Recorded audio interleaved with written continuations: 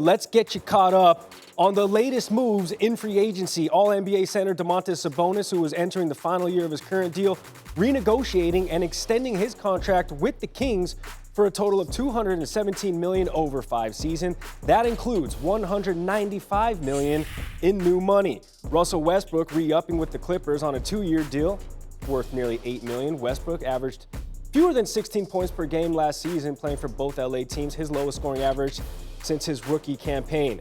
Dillon Brooks agreeing on a 4-year, $80 million contract with the Rockets. Brooks will now join Fred VanVleet in Houston's revamped backcourt as the Rockets look to bounce back from consecutive 60-loss seasons. And the one that stole all the headlines here, Damian Lillard requesting a trade after 11 seasons in Portland. The Heat, Clippers, 76ers, 3 teams that will have interest in exploring trades for Lillard. You know how we know that? Because this man told us.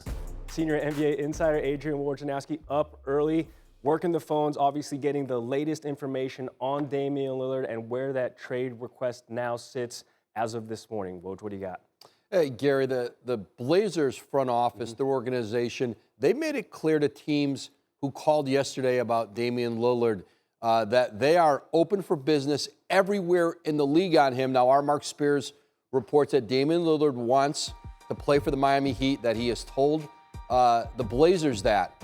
But he does not have a no-trade clause in the way that Bradley Beal did. He does not get to control where he goes next. And for Portland, listen, they're going to go out into the marketplace and try to find the best deal they can. It's a combination of young players, draft picks, salary cap relief, all the things you want when a star of Damian Lillard's magnitude asks to be traded.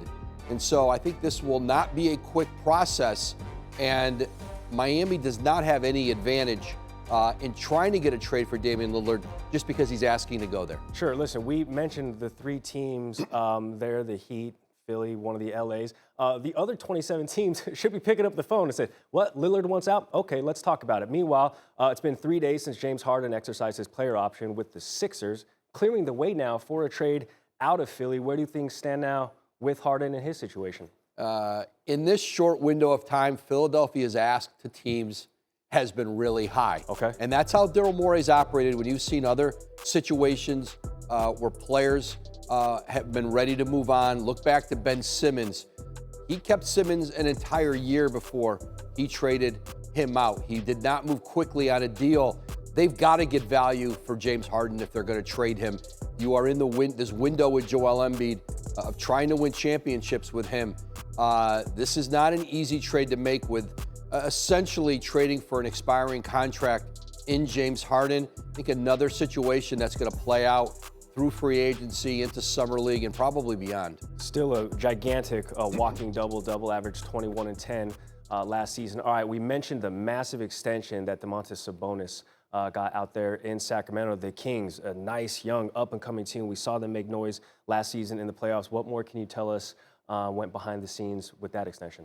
Yeah, you don't see many of these renegotiation extension where a team uses its own cap space to pay a player more money right now. You saw it with Russell Westbrook in Oklahoma City, with James Harden back in Houston, and now Domantas Sabonis, who has been a pillar for this Kings organization as they ended that 16-year playoff drought this season.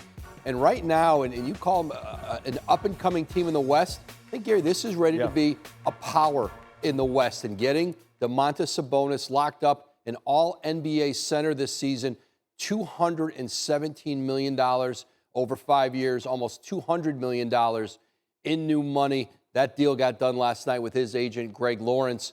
And now Sabonis, this Kings team, they've got their group back. They keep Harrison Barnes. And Sabonis left a little money in this deal for their team to kind of keep some flexibility and continue to bring in players and keep the group they have together.